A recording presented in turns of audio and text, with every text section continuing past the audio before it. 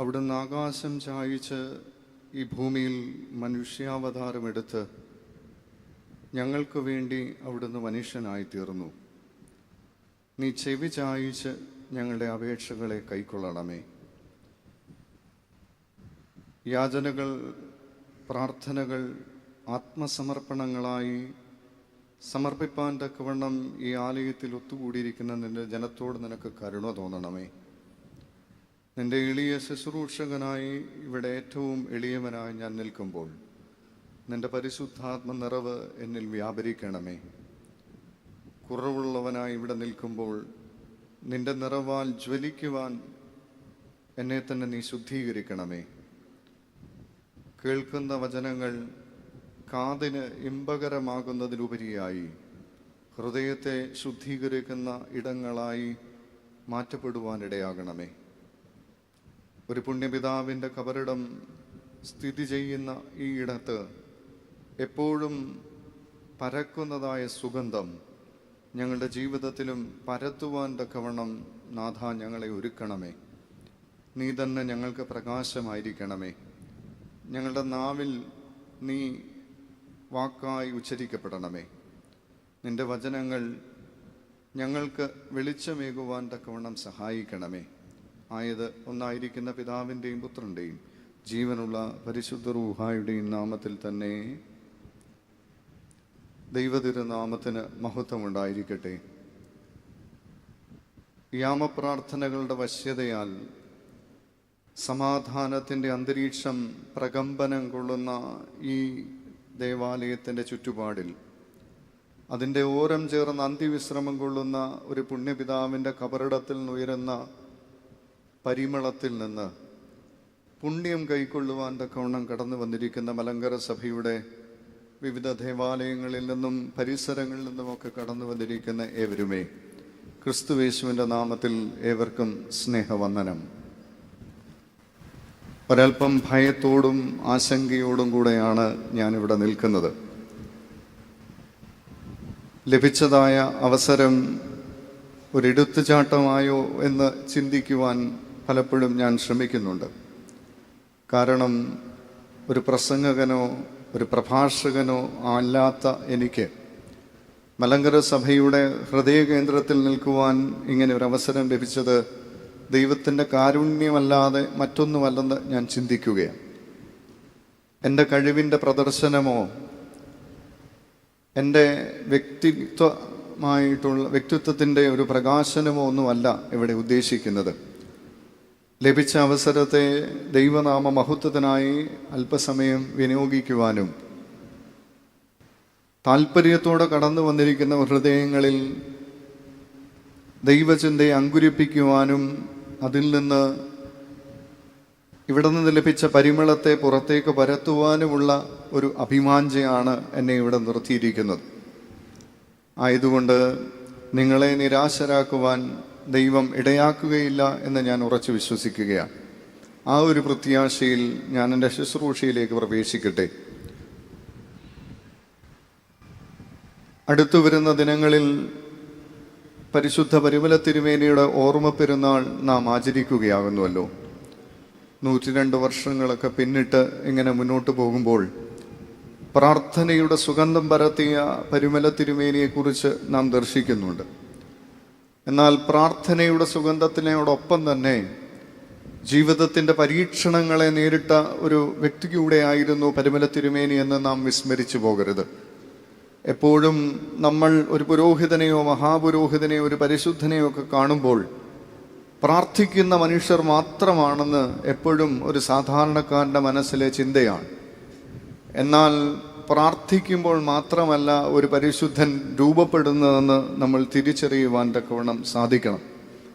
പ്രാർത്ഥനയോടൊപ്പം പ്രവർത്തനങ്ങളും അതോടൊപ്പം കണ്ടുമുട്ടുന്നവരിലൊക്കെ ഒരു ദൈവത്തെ കണ്ടെത്തുവാൻ സാധിക്കുന്നവൻ്റെ പേരും പരിശുദ്ധനെന്നാണ്. അതോടൊപ്പം സ്വന്തം തെറ്റുകളെ തിരിച്ചറിഞ്ഞ് സ്വയം തിരുത്തുന്നവൻ്റെ പേരും പരിശുദ്ധനെന്നാണ്. പ്രതിബദ്ധതയോടെ സാമൂഹിക ചുറ്റുപാടുകളിൽ ഇടപെടുന്നവൻ്റെ പേരും പരിശുദ്ധനെന്നാണ്. നിരന്തരമായി ദൈവസമ്പർക്കമുള്ളവൻ്റെ പേരും പരിശുദ്ധനെന്നാണ്. നമ്മൾ പ്രഖ്യാപിത പരിശുദ്ധനായി പരിമല തിരുമേനിയെ കാണുന്നുവെങ്കിലും ഇത്തരത്തിൽ ജീവിതത്തെ ക്രമീകരിക്കുന്ന നമ്മൾ ഓരോരുത്തരും പരിശുദ്ധന്മാരുടെ പട്ടികയിൽ തന്നെയാണ് എന്ന് നാം മറന്നു പോകരുത്. അതിന് ഈ പറഞ്ഞ കാര്യങ്ങളൊക്കെ ജീവിതത്തിൽ അനുവർത്തിപ്പാൻ തക്കവണ്ണം നമുക്ക് സാധിക്കണം. അതാണ് ഈ കബറിടത്തിൽ നിന്നുയരുന്ന വലിയൊരു സന്ദേശം. അതിനെ ഉൾക്കൊള്ളുവാനായിരിക്കണം നാം ഈ ആലയത്തിലായിരിക്കുന്നത്. ഇവിടെ വീണിരിക്കുന്ന കണ്ണുനീർ അത് കവിൾത്തടങ്ങളിലൂടെ കുളിർമയായി പെയ്തിറങ്ങിയതല്ല, മറിച്ച് ഹൃദയത്തിൻ്റെ നൊമ്പരങ്ങളിൽ നിന്ന് അത് ഒലിച്ചിറങ്ങിയ ചാലുകളാണ്. ആ ചാലുകളിൽ സൃഷ്ടിക്കപ്പെട്ട ഒരു നനവ് ഈ മണ്ണിലും ഈ ദേവാലയത്തിൻ്റെ പരിസരങ്ങളിലുമുണ്ട്. പക്ഷേ ആ പരിസരങ്ങളിൽ നിന്ന് ഉയരുന്നതോ സമാധാനത്തിൻ്റെ അന്തരീക്ഷവും. അതാണ് ദൈവികമായ വ്യാപാരം എന്ന് പറയുന്നത്. അതാണ് പരിശുദ്ധിയുടെ ഉറവിടത്തിൽ നിന്ന് നമുക്ക് ലഭിക്കുന്നത്. അതാണ് നമ്മൾ പ്രാപിച്ചു കൊണ്ടുപോകുന്നത്. അതുകൊണ്ട് ജീവിതത്തിൽ നമ്മൾ നേരിടുന്ന പരീക്ഷണങ്ങൾക്കും പ്രതിസന്ധികൾക്കുമൊക്കെ ഉത്തരം ലഭിക്കുന്ന ഒരിടമായി നമ്മൾ ഇതിനെ കണ്ടെത്തുമ്പോൾ എന്തുകൊണ്ടാണ് നമ്മുടെ ജീവിതത്തിൽ പരീക്ഷണങ്ങൾ ഉണ്ടാകുന്നത് എന്ന് അല്പസമയം ദൈവസന്നിധിയിൽ ചിന്തിക്കുവാൻ ആഗ്രഹിക്കുക. അതിന് കുറിവാക്യമായി തിരഞ്ഞെടുക്കുന്ന വേദഭാഗം 1 കൊരിന്ത്യർ ലേഖനം 10-ാം അധ്യായം 13-ാമത്തെ വാക്യം ഇപ്രകാരം വായിക്കുന്നു: മനുഷ്യർക്ക് നടപ്പില്ലാത്ത പരീക്ഷകളെ നിങ്ങൾക്ക് നേരിട്ടിട്ടില്ല. ദൈവം വിശ്വസ്തൻ. നിങ്ങൾക്ക് കഴിയുന്നതിനു മീതെ പരീക്ഷ നേരിടുവാൻ സമ്മതിക്കാതെ നിങ്ങൾക്ക് സഹിപ്പാൻ കഴിയേണ്ടതിന് അവൻ പരീക്ഷകളോടുകൂടെ പോക്കുവഴികളും ഉണ്ടാക്കും. ഒന്നുകൂടെ ആവർത്തിക്കട്ടെ. മനുഷ്യർക്ക് നടപ്പില്ലാത്ത പരീക്ഷകളെ നിങ്ങൾക്ക് നേരിട്ടിട്ടില്ല. ദൈവം വിശ്വസ്തൻ. നിങ്ങൾക്ക് കഴിയുന്നതിനു മീതെ പരീക്ഷ നേരിടുവാൻ സമ്മതിക്കാതെ നിങ്ങൾക്ക് സഹിപ്പാൻ കഴിയേണ്ടതിന് അവൻ പരീക്ഷകളോടുകൂടെ പോക്കുവഴിയും ഉണ്ടാക്കും. നമ്മളെല്ലാം ജീവിതത്തിൽ ഒരിക്കലെങ്കിലും ഒരു പരീക്ഷയോ പരീക്ഷണത്തെയോ നേരിട്ടവരാണ്. എന്തുകൊണ്ടാണ് ഒരുവൻ്റെ ജീവിതത്തിൽ പരീക്ഷയുണ്ടാകുന്നത്? ആ ചോദ്യത്തിന് ഉത്തരം കണ്ടെത്തുവാനാണ് തുടർന്നുള്ള നിമിഷങ്ങളിൽ ആഗ്രഹിക്കുന്നത്. സ്വന്തം മോഹങ്ങളിൽ ആകർഷിക്കപ്പെടുമ്പോഴാണ് ഒരുവന് പരീക്ഷകൾ ഉണ്ടാകുന്നത്. സ്വന്തം മോഹങ്ങളിലുള്ള ആകർഷണമാണ് ഒരുവനെ പരീക്ഷയിലേക്ക് നയിക്കുന്നത്. അങ്ങനെയെങ്കിൽ ഈ പരീക്ഷകൾ എന്തിനാണ് ലഭിക്കുന്നത്? ഒന്നാമതായി, തിരുത്തി കഴുകി വെടിപ്പാക്കുവാൻ തക്കവണ്ണമാണ് ദൈവം നമുക്ക് പരീക്ഷണങ്ങൾ നൽകുന്നത്. തിരുത്തി കഴുകി വെടിപ്പാക്കുവാനാണ് ദൈവം പരീക്ഷണങ്ങൾ നൽകുന്നത്. To correct, to sanctify and to purify. ഒറ്റ വാക്കിൽ പറഞ്ഞാൽ മനസ്സിൻ്റെ നിർമ്മലീകരണമാണ് പരീക്ഷണങ്ങളുടെ ആവശ്യം. ഹൃദയത്തിൻ്റെ നിർമ്മലീകരണമാണ് പരീക്ഷകളുടെ ആവശ്യം. നമ്മളൊക്കെ ഹൃദയമെന്നും മനസ്സുമെന്നും 2 പദങ്ങൾ പൊതുവെ ഉപയോഗിക്കാറുണ്ട്. ഹൃദയവും മനസ്സും തമ്മിൽ പലപ്പോഴും ഒരുപോലെ നമ്മൾ ചിന്തിക്കാറുണ്ട്. ഹൃദയം എന്നുള്ളതിന് അതൊരു അവയവമായി നമ്മൾ കാണാറുണ്ട്. മനസ്സ് ഒരു അവയവമാണോ എന്ന് ചോദിച്ചാൽ അതൊരു അവയവമല്ല. ഹൃദയം തൊട്ടു നോക്കുവാൻ സാധിക്കും, മനസ്സ് തൊട്ടു നോക്കുവാൻ സാധിക്കത്തില്ല. പക്ഷേ എപ്പോഴും നമ്മൾ പറയുന്നത് എൻ്റെ മനസ്സിന് സംഘർഷങ്ങളേറുന്നു, ഹൃദയത്തിന് സംഘർഷങ്ങളേറുന്നു എന്നാരും പറയാറില്ല. ഹൃദയത്തിന് വേദനയുണ്ടാകുന്നു എന്നൊക്കെ പറയാറുണ്ട്. പക്ഷേ ഏറ്റവും കൂടുതൽ നമ്മൾ ഉപയോഗിക്കുന്ന ഒരു പദം മനസ്സാണ്. എൻ്റെ മനസ്സ് വളരെ കലുഷിതമാണ്, എൻ്റെ മനസ്സ് വളരെ സംഘർഷഭരിതമാണ്. ഇതൊക്കെ നമ്മളെപ്പോഴും ഉപയോഗിക്കുന്ന ഒരു പദമാണ്. യഥാർത്ഥത്തിൽ ഹൃദയം നിർമ്മലീകരിക്കേണ്ട ആവശ്യമില്ല. കാരണം ഹൃദയത്തിൻ്റെ ഫങ്ഷൻ നമുക്കറിയാം, അത് പ്രവർത്തിക്കുന്നത് എങ്ങനെയാണെന്ന് നമുക്കറിയാം, അതിൻ്റെ പ്രവർത്തന രീതിയും നമുക്കറിയാം. ഹൃദയത്തിൽ ഒരിക്കലും ഒരശുദ്ധിയും സൂക്ഷിക്കുകയില്ല. ഹൃദയത്തിൻ്റെ ഡ്യൂട്ടി എന്ന് പറയുന്നത് അശുദ്ധ രക്തം വരുമ്പോൾ അതിനെ ശുദ്ധീകരിച്ച് ആർട്ടറീസിലേക്ക് ശുദ്ധരക്തത്തെ തിരിച്ചയക്കുന്നതാണ്. എപ്പോൾ അശുദ്ധി ഹൃദയത്തിൽ വരുന്നുവോ അപ്പോഴാണ് നമ്മൾ പറയുന്നത് ഹൃദയസ്തംഭനം ഉണ്ടായി എന്ന്, ഹാർട്ട് അറ്റാക്ക് ഉണ്ടായി എന്ന് പറയും. ഹൃദയം അത് വിശുദ്ധിയുടെ ഉറവയും ഉറവിടവുമാണ്. ദൈവം എല്ലാ മനുഷ്യർക്കും ഒരുപോലെയാണ് ഹൃദയം സൃഷ്ടിച്ച് നൽകിയത്. നമ്മൾ പലപ്പോഴും പറയാറുണ്ട് ആത്മാവിൻ്റെ ഫലങ്ങൾ: സ്നേഹം, സന്തോഷം, സമാധാനം, ദീർഘക്ഷമ, ദയ, പരോപകാരം, വിശ്വസ്തത, സൗമ്യത, ഇന്ദ്രിയ ജയം. ഇങ്ങനെ 9 ഗുണങ്ങൾ, ആത്മാവിൻ്റെ ഫലങ്ങൾ, അത് പുറപ്പെടുവിക്കുവാൻ തക്കവണ്ണമാണ്, അത് ഉള്ളിൽ സ്ഥാപിച്ചുകൊണ്ടാണ് ദൈവം ഹൃദയത്തെ സൃഷ്ടിച്ചിരിക്കുന്നത്. അതുകൊണ്ടാണ് it's A source and resource of purity എന്ന് പറഞ്ഞത്.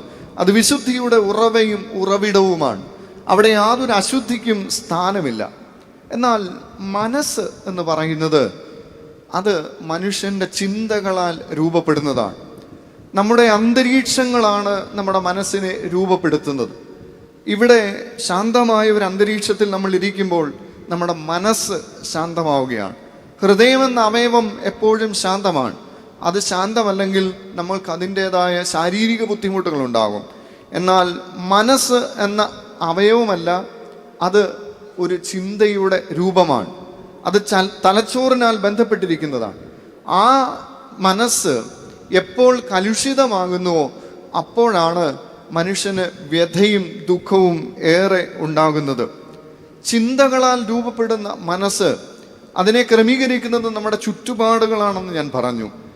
നല്ല ഒരു ഭവനാന്തരീക്ഷത്തിൽ ജീവിക്കുന്ന ഒരു പൈതലിനെയും അത്ര നല്ലതല്ലാത്തൊരു അന്തരീക്ഷത്തിൽ ജീവിക്കുന്ന ഒരു പൈതലിനെയും വേഗത്തിൽ തിരിച്ചറിയുവാൻ സാധിക്കും.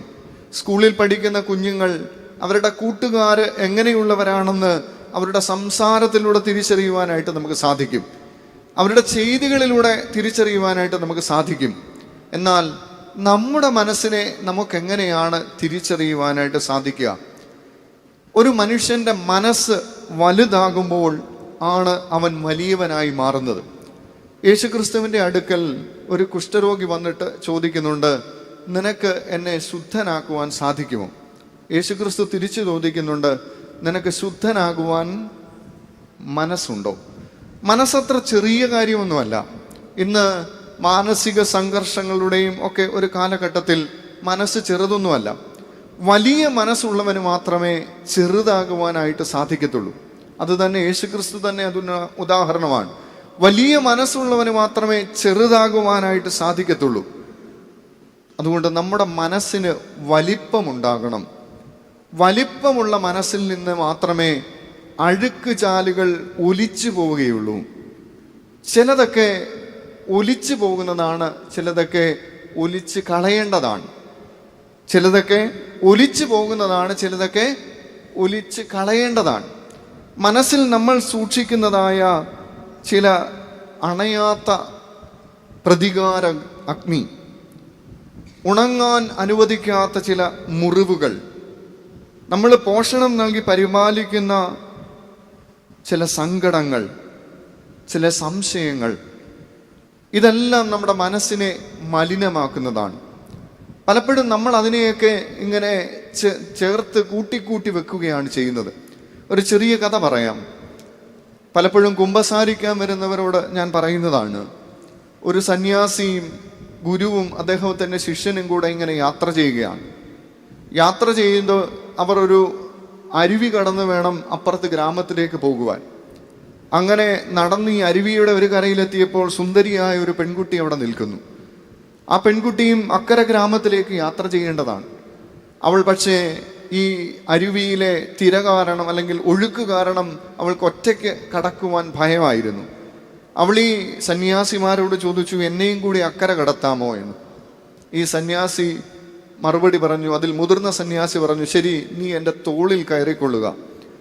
അങ്ങനെ ഈ സന്യാസിയുടെ തോളിൽ പെൺകുട്ടി കയറി. ഇവർ 3 പേരും ബന്ധപ്പെട്ട് അക്കരെ കടന്ന് മറുകരയിൽ ഈ പെൺകുട്ടി ഇറക്കി വിട്ട് ഒന്നും മിണ്ടാതെ ഗുരുവും ശിഷ്യനും കൂടെ നടന്നു നീങ്ങുക. കുറേ ദൂരം നടന്നപ്പോൾ ഈ ശിഷ്യന് വലിയ മനപ്രയാസം. ശിഷ്യൻ ഗുരുവിനോട് ചോദിച്ചു, എന്തായിരിക്കാൻ ചോദിച്ചത്? നമ്മുടെ ചിന്തയിൽ ചോദ്യം, എന്തിനാണ് അങ്ങ് അവളെ തോളിൽ കയറ്റിയതെന്ന. പക്ഷേ ഈ ശിഷ്യൻ ചോദിച്ചത് അങ്ങനെയല്ല, അങ്ങ് എന്തിനാണ് ആ പെൺകുട്ടിയെ ആ മറുകരയിൽ ഇറക്കി വിട്ടത്? കാരണം ഇനിയും കാടും മേടും കടന്ന് വേണം ഗ്രാമത്തിലേക്ക് പോകാൻ. അപ്പോൾ ആ ഗുരുവായ സന്യാസി പറഞ്ഞ മറുപടി ഇങ്ങനെയാണ്, ഞാൻ എപ്പോഴേ അവളെ ഇറക്കി വിട്ടു, എൻ്റെ തോളിൽ നിന്ന് ഇറക്കി വിട്ടു, പക്ഷേ നീ ഇപ്പോഴും അവളെ മനസ്സിൽ ചുമന്നുകൊണ്ട് നടക്കുക. നമ്മളും ഇങ്ങനെയാണ്. ചിലതൊക്കെ ഭാണ്ഡങ്ങളൊക്കെ ഇറക്കി വെക്കേണ്ടതാണ്. പക്ഷേ ഈ ഭാണ്ഡങ്ങളെയൊക്കെ ഇപ്പോഴും പേറിക്കൊണ്ട് നടക്കുകയാണ്. അതുകൊണ്ടാണ് ഞാൻ പറഞ്ഞത്, നമ്മൾ അണയാതെ സൂക്ഷിക്കുന്ന ചില പ്രതികാരത്തിൻ്റെ അഗ്നികളൊക്കെ ഉണ്ട്. നമ്മളെ ഉണങ്ങുവാൻ അനുവദിക്കാത്ത ചില മുറിവുകളൊക്കെ ഉണ്ട്. സങ്കടപ്പെടുത്തിയവരെ കുറിച്ചുള്ള ഓർമ്മകളൊക്കെ ഉണ്ട്. നമ്മളിപ്പോഴും പോഷണം നൽകി പരിപാലിക്കുന്ന ചില സംശയങ്ങളൊക്കെ ഉണ്ട്, ചില സങ്കടങ്ങളൊക്കെ ഉണ്ട്. ഇതിനെയൊക്കെ ഒഴുകിക്കളയേണ്ടതാണ്, ഒഴുകിപ്പോകുന്നതല്ല അതൊക്കെ. അതിനെയൊക്കെ ഒഴുകിക്കളയുവാൻ നമ്മൾ എപ്പം മനസ്സ് വയ്ക്കുന്നുവോ അപ്പോഴാണ് നമ്മുടെ മനസ്സ് വലുതാകുന്നത്. വലുതാകാത്ത മനസ്സിൻ്റെ പ്രത്യേകത, അത് എപ്പോഴും അവികസിതമായ മനസ്സ് വിഷലിപ്തമായിരിക്കും. വികസിക്കാത്ത ഒരു മനസ്സിൻ്റെ പ്രത്യേകത, അതെപ്പോഴും വിഷലിപ്തമായിരിക്കും. അതെന്ത് കണ്ടാലും എന്ത് കേട്ടാലും വിഷമയമായത് മാത്രമേ ചിന്തിക്കത്തുള്ളൂ. ഒരു പ്രതിരോധ ശേഷിയും അതിനുണ്ടാവുകയില്ല. മനസ്സിൻ്റെ പ്രതിരോധ ശേഷി നഷ്ടപ്പെടും. എല്ലാ നെഗറ്റീവായ കാര്യങ്ങളെയും സ്വാംശീകരിക്കുവാൻ അതിലൂടെ മനസ്സ് ശ്രമിക്കും. നല്ലതും വലിയതുമായ എന്തിനെ കണ്ടാലും അതിനെ അംഗീകരിക്കാതിരിക്കാൻ ആ മനസ്സ് ശ്രമിക്കും. അതിനെ പരിമിതപ്പെടുത്തിക്കൊണ്ട് നമ്മുടെ മനസ്സുകൾ രൂപപ്പെടുത്തുകയാണ് ചെയ്യുന്നത്. അതിൻ്റെ ഏറ്റവും വലിയ പ്രത്യേകത, സ്വന്തം കഴിവും സ്വന്തം വിശുദ്ധിയും സ്വന്തം നന്മയും നമ്മൾ മലിനതയിൽ മുക്കിക്കളയും. സ്വന്തം വിശുദ്ധിയും സ്വന്തം നന്മയും സ്വന്തം കഴിവുകളും ആ ഒരു അഴുക്കുചാലിൽ നമ്മൾ മുക്കിക്കളയുകയാണ് ചെയ്യുന്നത്. അതുകൊണ്ടാണ് പറഞ്ഞത്, വലിയൊരു മനസ്സിന് ഉടമയായെങ്കിൽ മാത്രമേ നമ്മളെ തന്നെ കഴുകി വെടിപ്പാക്കി വിശുദ്ധീകരിക്കുവാനായിട്ട് സാധിക്കത്തുള്ളൂ. നമ്മുടെ തന്നെ ഒരു നിർമ്മലീകരണം അതിന് ആവശ്യമായിട്ട് ഉണ്ട്. നമ്മളൊക്കെ ദുശ്ശീലങ്ങളുള്ളവരാണോ എന്ന് ചോദിച്ചാൽ അല്ല എന്നും ആണെന്നും ഉത്തരങ്ങളുണ്ട്. നമ്മൾ കാണുന്ന ദുശ്ശീലങ്ങൾ അത് ഒരു പക്ഷേ മദ്യപാനമോ വെറിക്കൂത്തോ അല്ലെങ്കിൽ സ്ത്രീ ലംബടതയോ വ്യഭിചാരമോ ഒക്കെയാണ് നമ്മൾ അങ്ങനെ കാണുന്നത് ദുശ്ശീലങ്ങളായി. പക്ഷേ അടിമത്തത്തിലിരിക്കുന്ന ഒരുവനാണ് ദുശ്ശീലങ്ങളുള്ളത്. അടിമത്തത്തിൽ ജീവിക്കുന്ന ഒരു മനുഷ്യനാണ് ദുശ്ശീലങ്ങളുള്ളത്. അപ്പൊ ചോദിക്കും, ഞങ്ങളൊക്കെ എങ്ങനെ അടിമകളാകുന്നത്? ഞങ്ങളൊക്കെ സ്വാതന്ത്ര്യത്തിൽ ജീവിക്കുന്നവരല്ലേ? ആണ്. വ്യക്തിപരമായും സാമൂഹികപരമായും നമ്മളിലൊക്കെ സ്വാതന്ത്ര്യമുണ്ട്.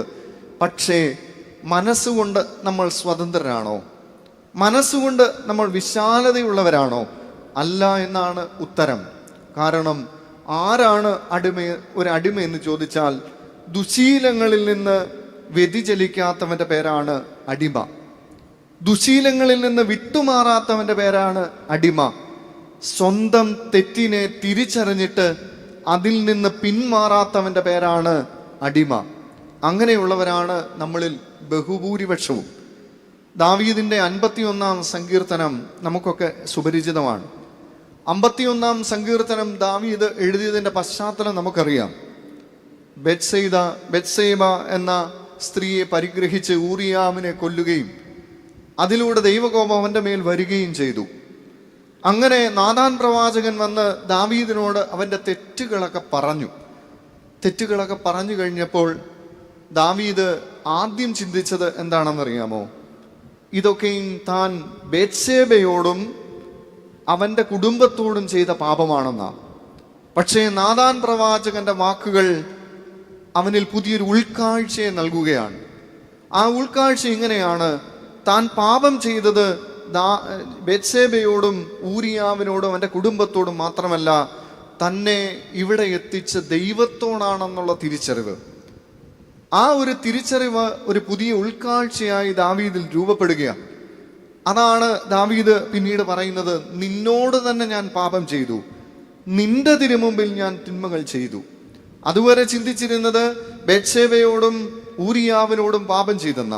പക്ഷേ നാഥാൻ പ്രവാചകന്റെ വാക്കുകളിലൂടെ അവന്റെ മനസ്സിൽ ഒരു ഇളക്കമുണ്ടായപ്പോൾ അവൻ തിരിച്ചറിഞ്ഞത് താൻ ചെയ്ത പാപം അത് ദൈവത്തോട് ചെയ്ത പാപമാണ്. It's a sin against God എന്നാണ് അവൻ തിരിച്ചറിയുന്നത്. It's a sin he had done against the God who loves him.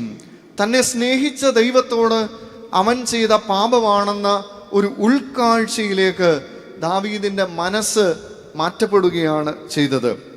I am responsible for all these since.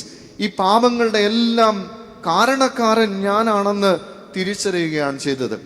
നമ്മളൊക്കെ പലപ്പോഴും പാപത്തെ ലഘൂകരിക്കുന്നവരാണ്. ആ ഒരു പ്രവണത നമ്മളിൽ ഉണ്ടാകാറുണ്ട്. ദാവീദും ചെയ്തത് അതുതന്നെയാണ്. തൻ്റെ ലൈംഗിക ആസക്തിയുടെ ഒരു പരിണിത ഫലമായി, അതിൻ്റെ ഒരു പോരായ്മ മാത്രമായിട്ടാണ് ദാവീദ് ബത്ശേബയോട് ചെയ്ത തെറ്റിനെ കണ്ടത്. പക്ഷേ നാഥാൻ പ്രവാചകന്റെ വാക്കുകളിലൂടെ അവനിലുണ്ടായ ഉൾക്കാഴ്ച അത് കേവലം ഒരു ശരീര തൃഷ്ണയല്ല, മറിച്ച് തന്നെ വിശ്വസിച്ച് സ്നേഹിച്ച് പരമേൽപ്പിച്ച, ഒരു രാജ്യം മുഴുവൻ പരമേൽപ്പിച്ച ദൈവത്തോട് താൻ ചെയ്ത പാപമാണെന്ന് തിരിച്ചറിയുവാനുള്ള ആ മനസ്സിൻ്റെ വിശാലത ദാവീദിന് ഉണ്ടാക്കി കൊടുക്കുക.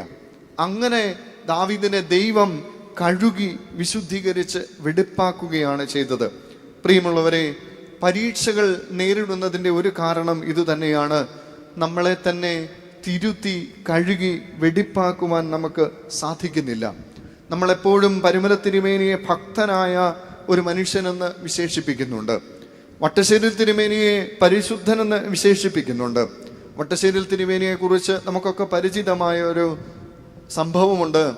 വട്ടശ്ശേരിൽ തിരുമേനി വളരെ പ്രാർത്ഥനാ ജീവിതം നയിച്ചിരുന്ന ഒരു പുണ്യപിതാവാണ്. ബുധനും വെള്ളിയും കാനോനിക ദിവസങ്ങളിലൊക്കെയും നോമ്പുകളൊക്കെയും അനുഷ്ഠിച്ചിരുന്നു. അദ്ദേഹത്തിന് പാല് കുടിക്കുന്ന ഒരു ശീലം ഉണ്ടായിരുന്നു. ഒരു വെള്ളിയാഴ്ച തൻ്റെ കുശിനിക്കാരൻ അത് വെള്ളിയാഴ്ചയാണെന്നറിയാതെ ആ പിതാവിന് പാല് കൊണ്ടു കൊടുത്തു. വെള്ളിയാഴ്ചയാണെന്ന് ഓർക്കാതെ ആ പിതാവ് പാല് കുടിക്കുകയും ചെയ്തു. ആ പാല് കുടിച്ചു കഴിഞ്ഞപ്പോഴാണ് തിരിച്ചറിഞ്ഞത് ഇന്ന് വെള്ളിയാഴ്ചയാണെന്ന്. ആ ഒരു പാപത്തിൻ്റെ പ്രായശ്ചിത്തമായി ഒരാഴ്ചക്കാലം അദ്ദേഹം നോമ്പനുഷ്ഠിച്ച് വിശുദ്ധ കുംഭസാരം പൂർത്തീകരിച്ച് വിശുദ്ധ കുർബാന അനുഭവിച്ചുവെന്നാണ് ചരിത്രം രേഖപ്പെടുത്തിയിരിക്കുന്നത്. പക്ഷേ നമ്മൾ ചെയ്യുന്ന പാപങ്ങൾ നമ്മൾ തന്നെ ലഘൂകരിച്ച് അറിയാതെ വന്നു പോയതാണെന്ന് സ്വയം മനസ്സിൽ സൂക്ഷിച്ച് അതിനെ ലാഘവപ്പെടുത്തി അതിനെ ഒഴുക്കിക്കളയാതെ മനസ്സിനെ വീണ്ടും മലീമസമാക്കുകയാണ്. ചെറിയ പാപങ്ങളൊക്കെയും ചെറുകുറുക്കന്മാരെന്നാണ് വിശേഷിപ്പിക്കുന്നത്. ചെറിയ പാപങ്ങളെയൊക്കെ നമ്മളിങ്ങനെ ചെറുകുറുക്കന്മാരെന്ന് വിശേഷിപ്പിക്കുമ്പോൾ അതൊക്കെയും നമ്മുടെ ജീവിതത്തിൻ്റെ വലിയ വീഴ്ചയ്ക്ക് കാരണമാകുമെന്ന് പലപ്പോഴും നമ്മൾ മനസ്സിലാക്കുന്നില്ല. അതുകൊണ്ടാണ് പറഞ്ഞത്, നമ്മളെ തന്നെ തിരുത്തി കഴുകി വെടിപ്പാക്കുവാൻ തക്കവണ്ണമാണ് ദൈവം നമുക്ക് പരീക്ഷകൾ നൽകുന്നത്. മനസ്സിനെ വിശാലമാക്കുവാനാണ് ദൈവം നമുക്ക് പരീക്ഷകൾ നൽകുന്നത്. മനസ്സിന് തിരുത്തൽ വരുത്തുമ്പോഴാണ് നമുക്ക് തിരിച്ചറിവുകളും സുബോധങ്ങളും ഉണ്ടാകുന്നത്. അവിടെയാണ് വഴിതെറ്റിപ്പോയതിൽ നിന്ന് നമുക്ക് മടങ്ങി വരുവാൻ സാധിക്കുന്നത്, ദിശാബോധം നമ്മളിൽ രൂപപ്പെടുന്നത്. നമ്മൾ അനുതാപമെന്ന് എപ്പോഴും പറയാറുണ്ട്. അനുതാപം നോമ്പുമായി ബന്ധപ്പെടുത്തി നമ്മൾ ചിന്തിക്കുന്നതാണ്. പക്ഷെ ഒരു സാധാരണ മനുഷ്യന്റെ ജീവിതത്തിൽ അനുതാപത്തിന് എന്തെങ്കിലും പ്രസക്തിയുണ്ടോ? അത് വലിയൊരു കാര്യമാണോ? അസംഭവ്യമായതോ അല്ലെങ്കിൽ ഒരു ഹെർക്കുലിയൻ ടാസ്ക് പോലെ അത് നമുക്ക് പ്രാപിപ്പാൻ സാധിക്കാത്ത ഒന്നാണോ? അല്ല, ഒരു സാധാരണ മനുഷ്യന് സാധിക്കുന്ന ഒന്നാണ് അനുതാപം എന്നുള്ളത്. Repentance is nothing but the realization of your way or path. അനുതാപം എന്ന് പറയുന്നത് നമ്മുടെ വഴികളെ കുറിച്ചുള്ള തിരിച്ചറിവാണ്. അനുധാവനം ചെയ്യുന്ന തിന്മകളിൽ നിന്നുള്ള തിരിച്ചുവരവിൻ്റെ പേരാണ് അനുതാപം അല്ലെങ്കിൽ മാനസാന്തരം. അനുധാവനം ചെയ്യുന്ന തിന്മകളിൽ നിന്നുള്ള തിരിച്ചുവരവാണ് മാനസാന്തരം. നമ്മൾ അങ്ങനെ ശ്രദ്ധിക്കാറുണ്ടോ എപ്പോഴെങ്കിലും? നമ്മൾ 25 നോമ്പോ 50 നോമ്പോ ഒക്കെ വരുന്നുണ്ട്. ആ നോമ്പുകളിൽ മുടങ്ങാതെ പ്രാർത്ഥിക്കുന്നുണ്ട്. പക്ഷേ നോമ്പിൻ്റെ അവസാനം നമ്മൾ ചെയ്ത ഏതെങ്കിലും ഒരു പാപത്തിൽ നിന്ന്, നമ്മളെ അനുധാവനം ചെയ്യുന്ന ഒരു പാപത്തെ തിരിച്ചറിഞ്ഞിട്ട് അതിൽ നിന്നൊരു വിട്ടുമാറൽ എപ്പോഴെങ്കിലും സാധ്യമായിട്ടുണ്ടോ? അവിടെ സാധ്യമായിട്ടുണ്ടെങ്കിൽ നമ്മൾ മാനസാന്തരപ്പെട്ടു, നമ്മൾ അനുദപിച്ചു. സാധ്യമായിട്ടില്ലെങ്കിൽ നമ്മൾ വീണ്ടും ആ പാതയിലൂടെ സഞ്ചരിക്കുകയാണ്. 2, ഇരുളിനെ തിരിച്ചറിഞ്ഞ് പ്രകാശത്തിലേക്കുള്ള മടങ്ങിവരവാണ് മാനസാന്തരം അല്ലെങ്കിൽ അനുതാപം. ഇരുളിനെ തിരിച്ചറിഞ്ഞ് പ്രകാശത്തിലേക്കുള്ള മടങ്ങിവരവാണ് മാനസാന്തരം. നമ്മുടെ ഉള്ളിലെ, ഞാൻ മുമ്പ് പറഞ്ഞ മനസ്സിൻ്റെ മാലിന്യങ്ങളെ തിരിച്ചറിയുവാനും ആ മാലിന്യങ്ങളെ ഒഴുക്കിക്കളഞ്ഞ് ദൈവിക പ്രകാശത്തിലേക്ക് മടങ്ങി വരുവാനുമുള്ള ഒരുവന്റെ കഴിവിനെ വിളിക്കുന്ന പേരാണ് മാനസാന്തരം. 3, ആയിരിക്കുന്ന ഇടങ്ങളിൽ തന്നെ ഇരുന്ന് ദൈവവിളിയെ സ്വീകരിക്കുന്നതിൻ്റെ പേരാണ് മാനസാന്തരം. ഇപ്പോഴെവിടെ ആയിരിക്കുന്നുവോ, ഏത് ചുമതലയിലായിരിക്കുന്നുവോ, ഏത് സ്ഥാനത്തായിരിക്കുന്നുവോ, ഏത് ഉത്തരവാദിത്വത്തിലായിരിക്കുന്നുവോ, ആ ഉത്തരവാദിത്വങ്ങളിൽ ഇരുന്ന് തന്നെ ആ വിളിയെ സ്വീകരിക്കുന്നതിൻ്റെ പേരാണ് മാനസാന്തരം. അല്ലാതെ ഇത് കഴിഞ്ഞിട്ട് എന്തോ നേടിയെടുക്കാൻ പറ്റുന്ന ഒന്നാണ്, നിരന്തരമായി പ്രാർത്ഥനയിൽ മാത്രം മുഴുകിയിരിക്കുന്ന ഒന്നിൽ നിന്ന് ലഭിക്കുന്ന അല്ല മാനസാന്തരം. അനുദിന ജീവിതത്തിൽ നമ്മൾ പാലിക്കേണ്ട ഈ മര്യാദകളുടെ പേരാണ് മാനസാന്തരം. നമ്മളെ അനുധാവനം ചെയ്യുന്ന തിന്മകളെ തിരിച്ചറിഞ്ഞ് അതിൽ നിന്ന് മാറി നിൽക്കുവാൻ നമുക്ക് സാധിച്ചാൽ അത് അനുതാപത്തിൻ്റെ ലക്ഷണമാണ്. ഇരുൾ നമ്മളിൽ ഉണ്ടെന്ന് നമുക്കറിയാം, അറിഞ്ഞിട്ടും അതിനെ കൂടെ കൊണ്ട് നടക്കുന്നതിൻ്റെ പേരല്ല അനുതാപം. മറിച്ച് അതിനെ ഒഴുക്കിക്കളഞ്ഞിട്ട് പ്രകാശത്തിലേക്ക് ഇഴുകിച്ചേരുന്നതിൻ്റെ പേരാണ് അനുതാപം. ആയിരിക്കുന്ന ഇടങ്ങളിൽ നിന്ന് മാറി ഞാനൊരു പുരോഹിതനോ മഹാപുരോഹിതനോ ആരെങ്കിലും ആയിരുന്നെങ്കിൽ ഞാൻ ഇതിലും വിശുദ്ധിയോടെ ജീവിക്കുമായിരുന്നുവെന്ന് അങ്ങോട്ട് പഴിചാരുന്നതിൻ്റെ പേരല്ല മാനസാന്തരം. മറിച്ച് ഞാനൊരു കുടുംബിനിയായിരുന്നാലും, ഞാനൊരു കുടുംബസ്ഥനായിരുന്നാലും, ഞാനൊരു അപ്പനായാലും മകനായാലും ആരായിരുന്നാലും, ഞാൻ ഒരു കൃഷിക്കാരനായിരുന്നാലും, ഞാനൊരു വ്യാപാരിയായിരുന്നാലും, ഞാൻ ഏതെങ്കിലും ഒരു കമ്പനിയുടെ ഉയർന്ന തലത്തിലിരുന്നാലും, ഏത് തലത്തിലിരുന്നാലും ആ ഇരിക്കുന്ന ഇടങ്ങളിൽ ദൈവത്തിൻ്റെ വിളിയെ സ്വീകരിക്കുന്നവൻ്റെ പേരാണ്, ആ ഉത്തരവാദിത്വങ്ങളെ പൂർത്തീകരിക്കുന്നതിൻ്റെ പേരാണ് മാനസാന്തരം എന്നുള്ളത്. അവനവൻ ചെയ്യേണ്ട പ്രവർത്തികൾ അവനവൻ ചെയ്താൽ ഈ ലോകത്തിൻ്റെ വര നേരെയായിരിക്കും. അവനവൻ ചെയ്യേണ്ട പ്രവർത്തികൾ അവനവൻ തന്നെ നന്മയുടെ രൂപത്തിൽ ചെയ്താൽ ഈ ലോകത്തിൻ്റെ വര നേരെയായിരിക്കും. ആരും കൂടുതലൊന്നും പ്രസംഗിക്കേണ്ട കാര്യമില്ല, ആരും കൂടുതലൊന്നും ആരെയും പഠിപ്പിക്കേണ്ട കാര്യവുമില്ല. മറിച്ച് അവനവൻ തന്നെ സ്വയം നന്നാകുന്ന അവസ്ഥയിലേക്ക് വരും. ഒന്നാമത് ഞാൻ പങ്കുവച്ച ആശയം, ദൈവം മനുഷ്യന് പരീക്ഷണങ്ങൾ നൽകുന്നത് അവനെ തിരുത്തി കഴുകി വെടിപ്പാക്കുന്നതിന് വേണ്ടിയാണ്. രണ്ടാമത് ദൈവം പരീക്ഷണങ്ങൾ നൽകുന്നത് നമ്മുടെ അടിസ്ഥാനങ്ങൾ ഉറപ്പിക്കുന്നതിനു വേണ്ടിയാണ്. കഴുകി തിരുത്തി വെടിപ്പാക്കി ഒരുവന്റെ അടിസ്ഥാനങ്ങളുടെ ഉറപ്പാണ് പരീക്ഷണം എന്ന് പറയുന്നത്. നമ്മളൊക്കെ വിശ്വാസ ജീവിതം നയിക്കുന്നവരാണല്ലേ. വിശ്വാസ ജീവിതം നയിക്കുന്ന നമുക്കൊക്കെ അസ്ഥിരതയുണ്ടെന്ന് പറഞ്ഞാൽ നിങ്ങൾ തള്ളിക്കളയുമോ? ഇല്ല എന്നാണ് എൻ്റെ വിശ്വാസം. കാരണം നമ്മളൊക്കെ ഇപ്പോൾ ഈ പരുമലപ്പള്ളിയിലായിരിക്കുന്നത് എന്തുകൊണ്ടാണ്? നമുക്കൊക്കെ സ്വന്തമായി ഒരു ദേവാലയമുണ്ടല്ലേ. ഏതെങ്കിലും ഒരു പരിശുദ്ധൻ്റെയോ ശുദ്ധിമതികളുടെ നാമത്തിൽ സ്ഥാപിതമായിരിക്കുന്ന ഒരു ദേവാലയമുണ്ട്. ആ ദേവാലയത്തിൽ ഇരുന്ന് പ്രാർത്ഥിച്ചാൽ ദൈവം കേൾക്കില്ലേ? ഈ പരുമലപ്പള്ളിയിൽ മാത്രം ഇരുന്ന് പ്രാർത്ഥിച്ചാലേ ദൈവം കേൾക്കുകയുള്ളൂ. എന്താണ് അത് വെളിവാക്കുന്നത്? ഇവിടെ വരരുതെന്നോ പ്രാർത്ഥിക്കരുതെന്നോ അല്ല അതിൻ്റെ അർത്ഥം. നമ്മുടെ ഉള്ളിലേക്കൊന്ന് തിരിഞ്ഞ് ചിന്തിക്കുവാനാണ്. നമുക്ക് ഉള്ള ഇടങ്ങളിലുള്ള ആലയങ്ങളിൽ ദൈവസാന്നിധ്യമുണ്ട്. ആ ഉള്ള ദൈവസാന്നിധ്യം തന്നെയാണ് നമ്മൾ എവിടെ പോയി പ്രാർത്ഥിച്ചാലും ഉള്ളതെന്ന് ഒരു വിശ്വാസ സ്ഥിരത നമുക്കുണ്ടോ? ഒരുവനിൽ വിശ്വാസമുണ്ടാകുന്നത് 3 വിധത്തിലാണെന്നാണ് പറയുന്നത്. ഒന്ന്, ഫെയ്ത്ത് ത്രൂ ഹാബിറ്റ്, ശീലങ്ങളിലൂടെ ഒരുവനിൽ വിശ്വാസമുണ്ടാകും. എങ്ങനെയാ ശീലങ്ങളിലൂടെ വിശ്വാസം ഉണ്ടാകുന്നത്? ഒരു പൈതൽ അമ്മയുടെ ഉദരത്തിൽ ഉരുവാകുമ്പോൾ മുതൽ അമ്മയുടെ ബോധവും ചിന്തയും വിശ്വാസവും എന്തോ അതാണ് ആ കുഞ്ഞിൻ്റെ വിശ്വാസം. ലോകമറിയപ്പെടുന്ന മലങ്കര സഭയുടെ പ്രശസ്തിയായിരുന്ന ഒരു കാലത്ത് മലങ്കര സഭ എന്നാൽ ഡോക്ടർ പൗലോസ് മാർ ഗ്രിഗോറിയോസ് എന്ന പേര് കേട്ടിരുന്ന ഒരു കാലം. ആ പിതാവിനെ എല്ലാവർക്കും പരിചിതമാണ്. മലങ്കര സഭയുടെ ഡൽഹി ഭദ്രാസനത്തിൻ്റെ മെത്രാപ്പൊലീത്തായിരുന്നു. കോട്ടയം പഴയ സെമിനാരിയുടെ പ്രിൻസിപ്പലായിരുന്നു. അതിലും ഉപരിയായി യൗവന കാലഘട്ടത്തിൽ ഹെയ്ലി സെലാസി എന്ന എത്യോപ്യൻ ചക്രവർത്തിയുടെ പ്രൈവറ്റ് സെക്രട്ടറി ആയിരുന്നു. ഇന്ത്യൻ പ്രധാനമന്ത്രിയായിരുന്ന ശ്രീമതി ഇന്ദിരാഗാന്ധി പോലും അഭിപ്രായങ്ങൾ ആരാഞ്ഞിരുന്ന ബുദ്ധിമാനായ ഒരു മഹത് വ്യക്തിത്വമായിരുന്നു ഡോക്ടർ പൗലോസ് മാർ ഗ്രിഗോറിയോസ് തിരുമേനി. ആ പിതാവ് തൻ്റെ ഒരു പുസ്തകത്തിൽ ഇങ്ങനെ എഴുതി വെച്ചു, ഞാൻ ലോകം അറിയപ്പെടുന്ന വലിയ പ്രശസ്തനായ ദൈവശാസ്ത്രജ്ഞനൊക്കെ ആയിരിക്കാം. പക്ഷേ എൻ്റെ ഉള്ളിൽ ഇപ്പോഴും അരക്കിട്ടുറപ്പിച്ചിരിക്കുന്ന എൻ്റെ വിശ്വാസം അതെൻ്റെ അമ്മയുടെ മടിത്തട്ടിൽ നിന്ന് എനിക്ക് ലഭിച്ച വിശ്വാസമാണ്. എൻ്റെ ഉള്ളിൽ ഉറച്ചിരിക്കുന്ന വിശ്വാസം എൻ്റെ അമ്മ എന്നെ പഠിപ്പിച്ച വിശ്വാസമാണ്. അതെ, ഒരമ്മയുടെ ഉദരത്തിൽ ഒരു കുഞ്ഞ് ഉരുവാകുമ്പോൾ മുതൽ ഒരു വിശ്വാസിയുടെ വിശ്വാസ ജീവിതം ആരംഭിക്കുകയാണ്.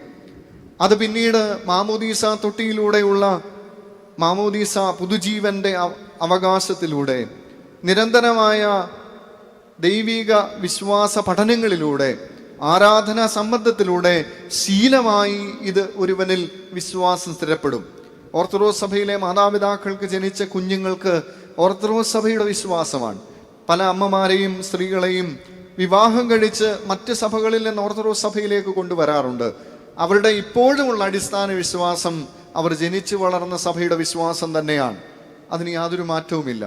ഏച്ചു വെച്ചാൽ മുഴച്ചിരിക്കില്ല എന്ന് പറഞ്ഞതുപോലെ എത്ര ഓർത്തഡോക്സ് സഭയുടെ വിശ്വാസിയാണെന്ന് പറഞ്ഞാലും അവരുടെ ഉള്ളിൽ അരക്കിട്ടുറപ്പിച്ചിരിക്കുന്നത് ആ വിശ്വാസമാണ്. കാരണം അത് ശീലങ്ങളിലൂടെ രൂപപ്പെട്ട വിശ്വാസമാണ്. രണ്ടാമത് ഫെയ്ത്ത് ത്രൂ ഇൻസ്പിറേഷൻ എന്ന് പറയും. പ്രചോദനത്തിലൂടെ ഒരുവനിൽ വിശ്വാസം വർദ്ധിക്കും. നല്ല ഒരു ഉദാഹരണമുണ്ട്. മലങ്കര സഭയെ ഏറെ സ്നേഹിച്ച 2013 ആണ്ടിൽ ഈ ഭാരതത്തിൻ്റെ മണ്ണിൽ നിന്ന് വിട പറഞ്ഞ് വളയഞ്ചിറങ്ങരയിൽ കബറടങ്ങിയിരിക്കുന്ന കോട്ടയം ഭദ്രാസനത്തിൽ അംഗമായിരുന്നു, ഇടുക്കി ഭദ്രാസനത്തിൻ്റെ പ്രഥമ മെത്രാപ്പോലീത്തായും അമേരിക്കൻ ഭദ്രാസനത്തിൻ്റെ മെത്രാപ്പോലീത്തായുമായിരുന്ന മാത്യൂസ് മാർ ബർണബാസ് എന്ന തിരുമേനി. അദ്ദേഹം ഇടുക്കിയുടെ ഗ്രാമാന്തരങ്ങളിൽ അന്നുണ്ടായിരുന്ന പബ്ലിക് ട്രാൻസ്പോർട്ടിലൊക്കെ സഞ്ചരിച്ചിരുന്ന ഒരു വ്യക്തിയാണ്. മാറിയിടാൻ ഒരു ഉടുപ്പും ഇടാനൊരു കാപ്പായും ചുവന്ന നൂലിൽ കെട്ടിയ ഒരു കുരിശും കയ്യിൽ തടിക്കുരിശും ഒരു തടിയുടെ അംശവടിയും മാത്രമായി ഇടുക്കിയുടെ ഗ്രാമാന്തരീക്ഷങ്ങളിൽ നിന്ന് അമേരിക്കയുടെ ആ വലിയ നാഗരികതയുടെ സംസ്കാരത്തിലേക്ക് കടന്നുപോയ ഒരു വ്യക്തിത്വം. മലങ്കര സഭയിൽ ഒരു ലാളിത്യത്തിൻ്റെ പ്രതീകമായി നിലനിൽക്കുന്ന വ്യക്തിത്വം. ഇടുക്കി ഭദ്രാസനത്തിൻ്റെ മെത്രാപ്പോലിത്ത ആയിരിക്കുമ്പോഴാണല്ലോ അന്നത്തെ സിംഹ തുല്യനായ മാത്യൂസ് പ്രഥമൻ ബാവ തിരുമനസ്സുകൊണ്ട് അമേരിക്കൻ ഭദ്രാസനത്തിൻ്റെ മെത്രാപ്പൊലിത്തയായി മാത്യൂസ് മാർ ബർണബാസ് തിരുമേനിയെ കൽപ്പന കൊടുത്ത് അയക്കുന്നത്. അദ്ദേഹത്തെ അയക്കുമ്പോൾ മലങ്കരയിലും അമേരിക്കയിലുമൊക്കെ വലിയ ആശങ്കകളുണ്ടായി. ഒരു സാധാരണപ്പെട്ട മനുഷ്യൻ എങ്ങനെയാണ് നാഗരികതയുടെ അന്തരീക്ഷത്തിൽ ഒരു സമൂഹത്തെ വഴി നടത്തുന്നത്? പക്ഷേ ആശങ്കകൾക്ക് വിരാമം കുറിച്ചുകൊണ്ട് ഇവിടെ നിന്ന് അദ്ദേഹം അമേരിക്കയിലേക്ക് പോയി. അവിടെ ചെന്ന് തൻ്റെ ആദ്യ നാളുകളൊക്കെ ശുശ്രൂഷകളിൽ വെല്ലുവിളികൾ നേരിടേണ്ടി വന്നു. പക്ഷേ 24 വർഷം 25 വർഷത്തിന് ശേഷം മലങ്കരയുടെ മണ്ണിലേക്ക് അദ്ദേഹം മടങ്ങി വന്നപ്പോൾ മലങ്കര സഭയ്ക്ക് അമേരിക്കയിൽ കുടിയേറി പാർത്തവരല്ല, ജനിച്ചു വളർന്ന 20-ലധികം യുവാക്കളെ വൈദികരായി സമ്മാനിക്കുവാൻ സാധിച്ചത് ഈ ഒരു ചെറിയ മനുഷ്യൻ്റെ ലളിത ജീവിതമാണ്. അദ്ദേഹം ഇവിടെ നിന്ന് അമേരിക്കയിലേക്ക് പോയപ്പോൾ കൊണ്ടുപോയത് ഒരു പെട്ടിയാണ്. ഞാൻ മുമ്പ് പറഞ്ഞതുപോലെ മാറിയിടുവാൻ ഒരു വസ്ത്രം, ഒരു കാപ്പ, ഈ പറഞ്ഞ അംശവടിയും ഒപ്പം ഒരു സ്ലീബായും തടിക്കുരിശുമൊക്കെയാണ്. തിരികെ വന്നപ്പോൾ കൊണ്ടുവന്നത് 2 പെട്ടിയാണ്. അതിലൊന്നിൽ താൻ കൊണ്ടുപോയ ആ പെട്ടിയും മറ്റൊന്ന് തനിക്ക് അവിടെ നിന്ന് ലഭിച്ചതായ മരുന്നുകളുമാണ്, രോഗത്തിൻ്റെ മരുന്നുകളുമാണ്. തനിക്ക് ലഭിച്ച ചെക്കും ഡോളർ ചെക്കുകളുമൊക്കെ അവിടെ നിക്ഷേപിച്ചിട്ടാണ് ആ മനുഷ്യൻ തിരികെ നാട്ടിലേക്ക് മടങ്ങി വരുന്നത്. ആ മനുഷ്യൻ്റെ ജീവിതം, ഒരു ലളിത മനുഷ്യൻ്റെ ജീവിതം അനേക യുവാക്കളുടെ ജീവിതത്തിന് വലിയ ഹർഷണമുണ്ടാക്കി, വലിയ ആകർഷണമുണ്ടാക്കി, വലിയ ഇൻസ്പിറേഷൻ ഉണ്ടാക്കി. അതിന് പറയുന്ന പേരാണ് എന്ത്? Faith through inspiration. നമ്മുടെ ജീവിതം കൊണ്ട് എത്ര പേർക്ക് എങ്ങനെയൊരു ഇൻസ്പിറേഷൻ ഉണ്ടായിട്ടുണ്ട്? എൻ്റെ ജീവിതം കണ്ടിട്ട് ഒരുവനെങ്കിലും ഒരു ക്രൈസ്തവനായില്ലെങ്കിലും ക്രിസ്തീയ മൂല്യങ്ങളുള്ളവനായി തീർന്നോ? ഒരുവനെങ്കിലും അവൻ്റെ പാത പിന്നിട്ട് യഥാർത്ഥ പാതയിലേക്ക് തിരികെ വന്നോ? ഉണ്ടാകാൻ സാധ്യതയില്ല. കാരണം നമ്മുടെ വിശ്വാസവും ആരുടെയും ജീവിതത്തിൽ ഒരു ഇൻസ്പിറേഷനായി മാറുന്നില്ല. ആദ്യം ഞാൻ പറഞ്ഞത് ഫെയ്ത്ത് ത്രൂ ഹാബിറ്റ്, രണ്ടാമത് പറഞ്ഞത് ഫെയ്ത്ത് ത്രൂ ഇൻസ്പിറേഷൻ. മൂന്നാമത് നമുക്കെല്ലാം ഉള്ളതാണ് ഫെയ്ത്ത് ത്രൂ എക്സ്പീരിയൻസ്. അനുഭവങ്ങളിലൂടെ ഒരുവനിൽ വിശ്വാസം വളർത്തപ്പെടുകയാണ്. അനുഭവങ്ങളിലൂടെ ഒരുവനിൽ വിശ്വാസം വളർത്തപ്പെടുകയാണ്. ഇവിടെ ആയിരിക്കുന്ന ബഹുഭൂരിപക്ഷം വരുന്നവരും അത്തരത്തിൽ ഒരു വിശ്വാസം ഈ ആലയത്തോടും ഈ കബറടത്തോടും സൂക്ഷിക്കുന്നവരാണ്. തങ്ങളുടെ ജീവിതത്തിൻ്റെ പ്രതിസന്ധിയിൽ, രോഗാവസ്ഥയിൽ, മക്കളുടെ പഠനകാര്യങ്ങളിൽ, ഭർത്താക്കന്മാരുടെ ഉദ്യോഗങ്ങളിൽ, അങ്ങനെ വിവിധ ഘട്ടങ്ങളിൽ നമ്മൾക്കുണ്ടായ ആശങ്കകളും ഭയങ്ങളുമൊക്കെ നിരാകരിക്കുവാൻ തക്കവണ്ണം, അഭയം കണ്ടെത്തുവാൻ തക്കവണ്ണം ഈ മണ്ണിലേക്ക് വരികയും ഇവിടെ കണ്ണുനീർ പൊഴിച്ച് പ്രാർത്ഥിക്കുകയും ചെയ്തപ്പോൾ അതിൻ്റെ പ്രതിഫലം ലഭിച്ചതുകൊണ്ടാണ് ഇന്നും മുടങ്ങാതെ വെള്ളിയാഴ്ചകളിൽ ഇവിടെ വന്ന് ഈ പരിശുദ്ധന്റെ കബറിടം സ്ഥിതി ചെയ്യുന്ന ഈ ആലയത്തിലിരുന്ന് അല്പസമയം പ്രാർത്ഥിക്കുന്നത്. അതിനെ വിളിക്കുന്ന പേരാണ് ഫെയ്ത്ത് ത്രൂ എക്സ്പീരിയൻസ്. ഒരു കഥ പറയാം. നടന്ന ഒരു ജീവിത കഥയാണ്. ഫ്രാൻസിസ് അസീസി എന്ന് പറയുന്ന ഒരു മനുഷ്യൻ്റെ കഥ. ഞാനിത് 2007 മലയാള മനോരമയുടെ സുറി എന്ന് പറയുന്ന സപ്ലിമെൻറ്റിൽ അന്ന് വായിച്ച ഒരു കഥ ഇപ്പോഴും എൻ്റെ മനസ്സിൽ ഓർമ്മയായി നിൽക്കുന്നുണ്ട്. നിങ്ങൾ കേൾക്കുന്ന കത്തോലിക്ക സഭയുടെ വിശുദ്ധനായ ഫ്രാൻസിസ് അസീസി അല്ല, ഒരു സാധാരണക്കാരനായ ഫ്രാൻസിസ് അസീസിയുടെ കഥയാണ്. അദ്ദേഹത്തിൻ്റെ പ്രത്യേകത, ഒരു 16-ാമത്തെ വയസ്സിൽ ലോക കരാട്ടെ ചാമ്പ്യനായ വ്യക്തിയാണ്. ഇന്ന് അദ്ദേഹം ജീവിച്ചിരിപ്പുണ്ടോ എന്ന് എനിക്ക് അറിഞ്ഞുകൂടാ. 16-ാമത്തെ വയസ്സിൽ ലോക കരാട്ടെ ചാമ്പ്യനാണ്. യാതൊരു ദുശീലങ്ങളുമില്ലാത്ത മനുഷ്യൻ, അതോടൊപ്പം ദൈവത്തിൽ ഒരു വിശ്വാസവുമില്ലാത്ത മനുഷ്യൻ. 16-ാമത്തെ വയസ്സിൽ ലോക കരാട്ടെ ചാമ്പ്യനായ മനുഷ്യൻ 18-ാമത്തെ വയസ്സിൽ സൗദി കോൺസുലേറ്റിൽ അവിടുത്തെ രാജാവിൻ്റെ സെക്യൂരിറ്റി വിങ്ങിലേക്ക് തിരഞ്ഞെടുക്കപ്പെട്ടു. അങ്ങനെ തിരഞ്ഞെടുക്കപ്പെട്ട് 24 വയസ്സ് വരെ അവിടെ ജോലി ചെയ്തു. 24-ാമത്തെ വയസ്സിൽ ഭാരതത്തിൽ അന്ന് ഇന്ദിരാഗാന്ധി സെക്യൂരിറ്റികളുടെ വെടിയേറ്റ് മരിക്കുന്നത്. ആ സമയത്ത് ഈ കോൺസുലേറ്റിൽ നിന്ന് സെക്യൂരിറ്റി വിങ് പിരിച്ചുവിടുകയും 24-ാമത്തെ വയസ്സിൽ തൻ്റെ സ്വദേശമായ തൃശ്ശൂരിലേക്ക് അദ്ദേഹം മടങ്ങി വരികയും ചെയ്തു. അങ്ങനെ നാട്ടിൽ ചെറിയ ചെറിയ കാര്യങ്ങളൊക്കെ ആയി ജീവിച്ചു. 28 വയസ്സായപ്പോൾ വിവാഹം കഴിച്ചു. വലിയ കുഴപ്പമൊന്നുമില്ലാതെ ജീവിതം മുൻപോട്ട് പോവുകയാണ്. അങ്ങനെ ഇരിക്കെയാണ് ശരീരത്തിന് ഒരു ക്ഷീണം അനുഭവപ്പെട്ടത്. യാതൊരു ദുശീലങ്ങളുമില്ലാത്ത ആരോഗ്യ ദൃഢഗാത്രനായ മനുഷ്യന് ഈ ക്ഷീണം അനുഭവപ്പെട്ടപ്പോൾ വലിയ കാര്യമാക്കിയില്ല. പക്ഷേ കുറേ നാൾ ഇത് ഇങ്ങനെ തുടർന്നപ്പോൾ തൻ്റെ സുഹൃത്തുക്കളൊക്കെ അദ്ദേഹത്തോട് നിർദ്ദേശിച്ചു, തൻ്റെ സുഹൃത്തായ ഒരു ഡോക്ടറെ പോയി കാണുക. അങ്ങനെ പോയി പരിശോധനകളൊക്കെ നടത്തിയപ്പോൾ ഈ സുഹൃത്തിന് ഒരു സംശയം. അദ്ദേഹം പറഞ്ഞു, ഡോക്ടർ പറഞ്ഞു, നീ ഒരു കാര്യം ചെയ്യ്, വെല്ലൂർ മെഡിക്കൽ കോളേജിൽ ചെന്ന് നിന്റെ ബ്ലഡ് സാമ്പിൾ ഒന്ന് പരിശോധനയ്ക്ക് കൊടുക്കുക. അപ്പോഴും അഹങ്കാരത്തോടെ ഈ മനുഷ്യൻ നിർബന്ധ ബുദ്ധിയാ വെല്ലൂർ മെഡിക്കൽ കോളേജിലേക്ക് പോയി. അവിടെ തൻ്റെ രക്തസാമ്പിളുകൾ പരിശോധനയ്ക്ക് കൊടുത്തിട്ട് ആ വരാന്തയിൽ തടിക്കസേരയിൽ ഇരിക്കുക. അപ്പോഴും അഹങ്കാരം കൈവിട്ടിട്ടില്ല. അങ്ങനെ ഇരിക്കെ റിസൾട്ട് വന്നു, അദ്ദേഹത്തിന് ബ്ലഡ് ക്യാൻസർ ആണ് എന്നുള്ളത്. ആ മനുഷ്യനാകെ തകർന്നു പോവുകയാണ്. അതുവരെ അഹങ്കാരത്തോടെ ഇരുന്ന മനുഷ്യൻ ഒന്നുമല്ലാതായി തീരുകയാണ്. ചികിത്സാർത്ഥം ആ വെല്ലൂർ ആശുപത്രിയിലേക്ക് അദ്ദേഹത്തെ പ്രവേശിപ്പിച്ചു. റേഡിയേഷനും കീമോതെറാപ്പിയും ഒക്കെ ചെയ്തു. ഇടതൂർന്ന മുടിയിടകളൊക്കെ അദ്ദേഹത്തിന് കൊഴിഞ്ഞുപോയി. ദൃഢഗാത്രമായ ശരീരത്തിന് ആരോഗ്യം ക്ഷയിച്ചു. വെറും എല്ലും തോലുമായി അദ്ദേഹം അവശേഷിച്ചു. അങ്ങനെ മരുന്നിനോടൊന്നും പ്രതികരിക്കാതെ മരണത്തോട് മല്ലിട്ട് കിടക്കുമ്പോഴും തൻ്റെ ഉള്ളിൽ ഒരല്പം പോലും ഈശ്വര വിശ്വാസം അദ്ദേഹത്തിന് ഉണ്ടായിരുന്നില്ല. എന്നാൽ താൻ തൻ്റെ പര്യവസാനത്തിലേക്ക് കടന്നു വരുന്നുവെന്ന് മനസ്സിലാക്കി, പ്രത്യേകിച്ച് ഒരു പാലിയേറ്റീവ് കെയറിൻ്റെ ആവശ്യം വരുന്ന ഘട്ടത്തിൽ മാറ്റിക്കിടത്തുന്ന രോഗികളുടെ വാർഡിലേക്ക് അദ്ദേഹത്തെ മാറ്റിക്കിടത്തി. താൻ മാത്രമാണ് ആ സമയത്ത് ആ വാർഡിലുണ്ടായിരുന്നത്. അതിനുശേഷം 2 ദിവസത്തിന് ശേഷം ഒരു തമിഴ് എഞ്ചിനീയറെ അദ്ദേഹത്തിൻ്റെ സമീപത്ത് കൊണ്ട് കിടത്തി. 35 വയസ്സുള്ള ഒരു മനുഷ്യനെ. ആ മനുഷ്യനും വേദന കൊണ്ട് പുളയുകയാണ് ക്യാൻസർ രോഗത്താൽ. ഈ വേദന കൊണ്ട് പുളയുമ്പോഴും ഒരു കർട്ടൻ ഇട്ട് മറച്ച 2 കട്ടിലിനപ്പുറം 2 പേരും കിടക്കുകയാണ്. ഈ കർട്ടൻ മാറ്റിക്കൊണ്ട് ഈ വേദനിക്കുന്ന ഈ എഞ്ചിനീയർ പറഞ്ഞു, പ്ലീസ് പ്രേ ഫോർ മീ, എനിക്ക് വേണ്ടി പ്രാർത്ഥിക്കുക. അപ്പോഴും അഹങ്കാരത്തോടെ ഫ്രാൻസിസ് അസീസി പറഞ്ഞു, നീ എന്നോട് പ്രാർത്ഥിക്കാൻ പറയുന്നുവോ? അങ്ങനെ പിറ്റേ ദിവസം ആ എഞ്ചിനീയറുടെ ശവശരീരം അവിടെ നിന്ന് മാറ്റപ്പെട്ടു. ഈ മനുഷ്യൻ ഒറ്റയ്ക്കായ മുറിയിൽ താൻ തൻ്റെ എതിർവശത്തുള്ള ക്ലോക്കിലേക്ക് ഇങ്ങനെ നോക്കിക്കിടക്കുക, തൻ്റെ മരണനാഴിക നോക്കി. അങ്ങനെ നോക്കിക്കിടക്കുമ്പോഴാണ് ഈ മനുഷ്യൻ അതിൻ്റെ തൊട്ട് താഴെയായി ഒരു ചിത്രം കണ്ടത് അത് ക്രൂശിതനായ യേശു ക്രിസ്തുവിൻ്റെ ചിത്രമാണ്. ഈ മനുഷ്യൻ വല്ലാതെ അങ്കലാപ്പിലായി. തനിക്ക് സ്വന്തമായി എഴുന്നേറ്റ് നടക്കുവാൻ വയ്യ.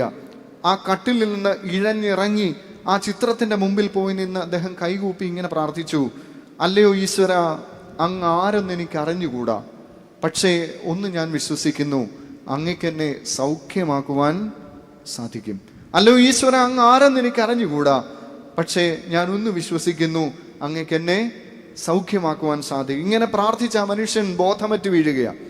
കണ്ണു തുറക്കുമ്പോൾ കട്ടിലിൽ കിടക്കുന്നു. ചുറ്റും പുഞ്ചിരിക്കുന്ന മുഖത്തോടെ ഡോക്ടർമാരും ഭാര്യയും സുഹൃത്തുക്കളും ഒക്കെ നിൽക്കുക. അത്ഭുതപ്പെട്ടുകൊണ്ട് അദ്ദേഹം ചോദിച്ചു, നിങ്ങൾ എന്തിനാണ് ചിരിക്കുന്നത്? അപ്പോൾ അവിടെ ഉണ്ടായിരുന്ന ഒരു ഡോക്ടർ മറുപടി പറഞ്ഞു, അല്പം മുമ്പ് നിന്റെ ബ്ലഡ് സാമ്പിളുകൾ പരിശോധനയ്ക്ക് എടുത്തു. അതിൽ ഹീമോഗ്ലോബിൻ്റെ അളവ് വർദ്ധിച്ചു വരുന്നതായി കാണുന്നു. അതായത് മരുന്നുകളൊക്കെ ഫലം കണ്ടെത്തുന്നു എന്നുള്ളത്. ആ മനുഷ്യൻ ജീവിതത്തിലേക്ക് മടങ്ങി വന്നതിന് ശേഷം അദ്ദേഹം ചെയ്തത് ക്യാൻസർ രോഗികൾക്ക് വേണ്ടി ഒരു അഭയകേന്ദ്രം നിർമ്മിക്കുകയാണ്.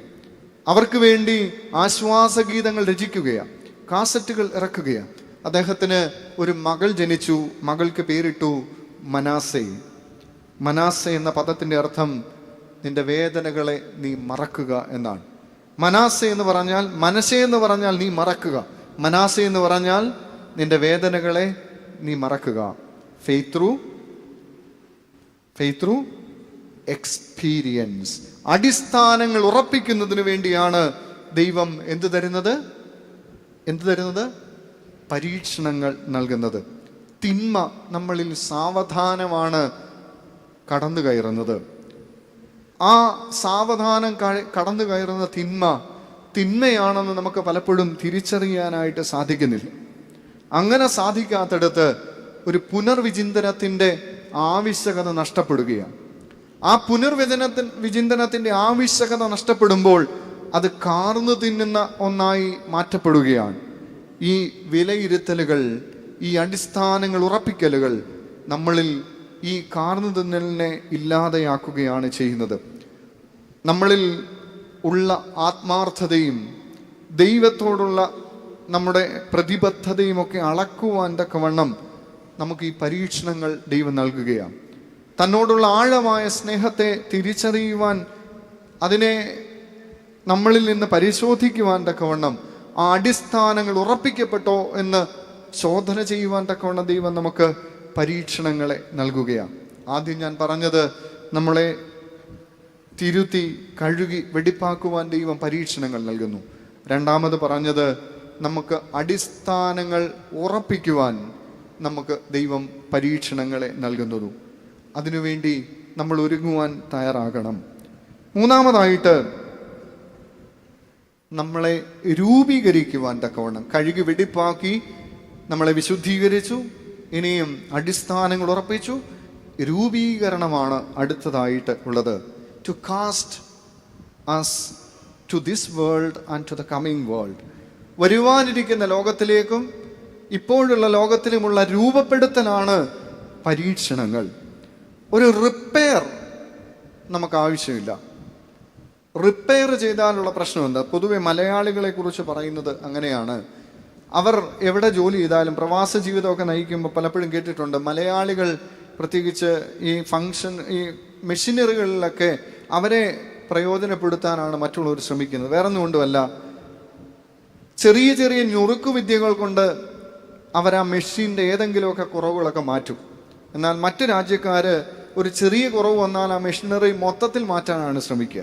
പക്ഷേ മലയാളികളുടെ പ്രത്യേകത, അവർ കൂർമ്മബുദ്ധിയുള്ളവരായതുകൊണ്ട്, അവർ എളുപ്പം പണി ചെയ്യുവാൻ ആഗ്രഹിക്കുന്നവരായതുകൊണ്ട് ചെറിയ ചെറിയ നുറുക്കു വിദ്യകൾ കൊണ്ട് അവർ ആ മെഷീനറിയുടെ കുഴപ്പം മാറ്റും എന്ന് പറഞ്ഞതുപോലെയാ നമ്മളിൽ പലപ്പോഴും അങ്ങനെയാണ്. നമ്മൾ ചെറിയ ചെറിയ ആശയങ്ങൾ കൊണ്ട്, പ്രവർത്തികൾ കൊണ്ടൊക്കെ നമ്മുടെ ജീവിതത്തെ ക്രമപ്പെടുത്താൻ നോക്കുന്നവരാ.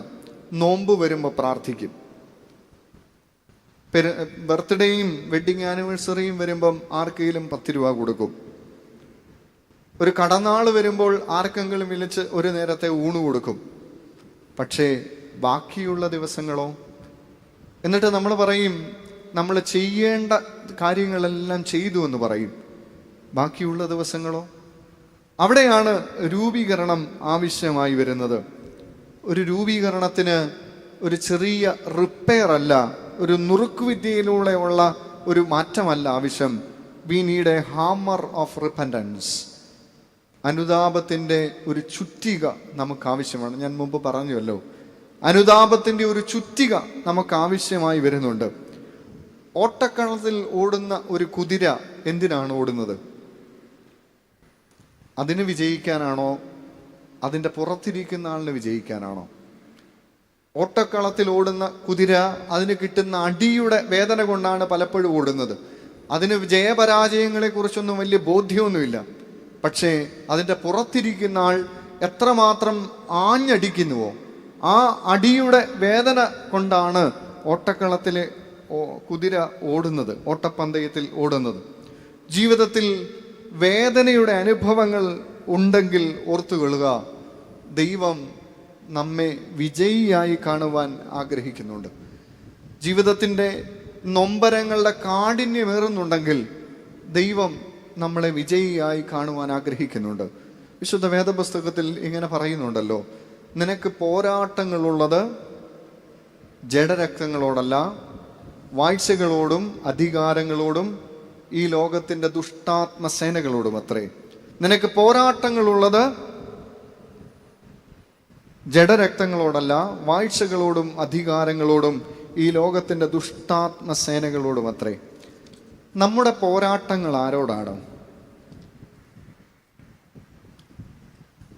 നമ്മുടെ പോരാട്ടങ്ങൾ ആരോടാണ്? ദുഷ്ടാത്മ സേനകളോടാണോ? രക്തബന്ധങ്ങളോടാണോ?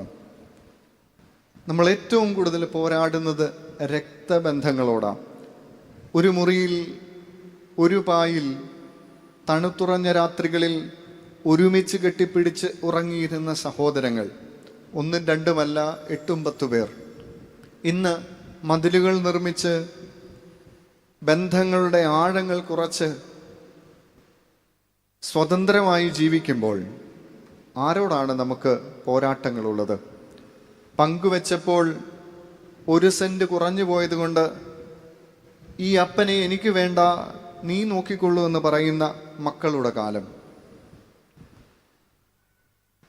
തന്നേക്കാൾ ദൈവം ദാനമായി കൊടുത്ത തൻ്റെ വീട്ടിൽ 2 പെൺമക്കളും അനുജൻ്റെ വീട്ടിൽ 2 ആൺമക്കളും ഉണ്ടെങ്കിൽ, നിനക്ക് 2 ആണാണ് എനിക്ക് 2 പെണ്ണാണ് എന്ന് പറഞ്ഞ് പങ്ക് കൂടുതൽ ചോദിക്കുമ്പോൾ അതിലുണ്ടാകുന്ന പരിഭവങ്ങൾ, അയലത്തെ മരങ്ങൾ ഇപ്പുറത്തെ വീട്ടിലോട്ട് നിൽക്കുമ്പോൾ അതിൽ നിന്ന് വീഴുന്ന കരിയിലകൾ പോലും ബന്ധങ്ങളിൽ ഉലച്ചിലുണ്ടാക്കുന്ന കാലത്ത് ആരോടാണ് നമ്മുടെ പോരാട്ടങ്ങൾ? ആരിൽ നിന്നാണ് നാം രൂപം പ്രാപിക്കുന്നത്? ആരുടെ രൂപമാണ് നമുക്കുള്ളത്? നമ്മൾ പലപ്പോഴും കാലങ്ങൾക്ക് മുമ്പ് സംഭവിച്ചതിന് കണക്ക് തീർക്കുന്നവരാണ്, അതിന് തക്കം പാർത്തിരിക്കുന്നവരാണ്. പരാതികളുടെയും പരിഭവങ്ങളുടെയും ഒക്കെ വിജ്ഞാനകോശം തയ്യാറാക്കുന്നവരാണ്. ഇത്രയേറെ പരാതികളും പരിഭവങ്ങളുമുള്ള മനുഷ്യന് സ്വന്തം ഉത്തരവാദിത്തങ്ങൾ മറന്ന് എല്ലാ കുറവും അപരനിലേക്ക് കൊണ്ടു ചെന്നെത്തിക്കുവാൻ ശ്രമിക്കുന്നവരാണ്. അതിലൂടെ നമ്മുടെ ക്രിയാത്മകമായ ഒരു മനസ്സിനെ ഇല്ലാതാക്കുന്നവരാണ്. എവിടെയാണ് രൂപപ്പെടുന്നത്? എവിടെയാണ് നമ്മുടെ രൂപങ്ങൾ ഉണ്ടാകുന്നത്? രൂപപ്പെടുത്തുവാൻ ദൈവം നമുക്ക് പരീക്ഷണങ്ങളെ നൽകുകയാണ്. ടെംപ്ടേഷൻ എന്ന് പറയുന്ന ഒന്ന്, പ്രലോഭനങ്ങൾ എന്ന് പറയുന്നത് ഒരു കാറ്റലിസ്റ്റ് ആണെന്ന് പറയും. Every temptation is A catalyst. ഓരോ പ്രലോഭനങ്ങളും ഓരോ പരീക്ഷണങ്ങളും ഒരു കാറ്റലിസ്റ്റാണ്. കാറ്റലിസ്റ്റ് എന്ന് പറയുമ്പോൾ എളുപ്പം മനസ്സിലാകണമെന്നില്ല. അമ്മമാരോട് പറഞ്ഞാൽ പിറ്റേ ദിവസം വെള്ളയപ്പം ഉണ്ടാക്കുവാൻ, ദോശ ഉണ്ടാക്കുവാൻ നമ്മൾ അരിമാവ് അരച്ചു വെക്കും. അരച്ചു വെക്കുമ്പോൾ അതിനകത്ത് അരിയും ഉഴുന്നും അരച്ചു വെക്കുമ്പോൾ അതിൻ്റെ കൂട്ടത്തിൽ ഒന്നുകിൽ അല്പം ചോറരയ്ക്കും, അല്ലെങ്കിൽ അരി ഉഴുന്നും വെള്ളത്തിലിടുമ്പോൾ അല്പം ഉലുവ കൂടെ ചേർക്കും. എന്തിനാ? പിറ്റേന്ന് ചുടുന്ന അപ്പത്തിന്, ദോശയ്ക്ക് മയം കിട്ടുവാനാണ്. അപ്പം ഉണ്ടാക്കുവാൻ അരിയും തേങ്ങയും ചേർത്ത് വെക്കുമ്പോൾ അതിനല്പം ഈസ്റ്റ് ചേർക്കാറുണ്ട്. എന്തിനാണ്?